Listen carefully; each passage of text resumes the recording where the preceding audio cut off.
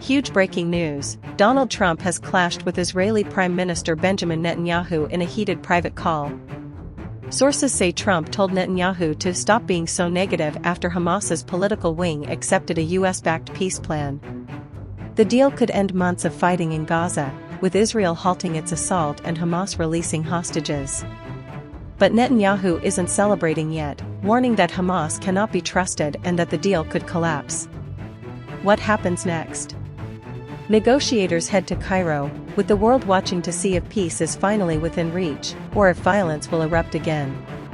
Don't forget to like and subscribe for more real-time global updates.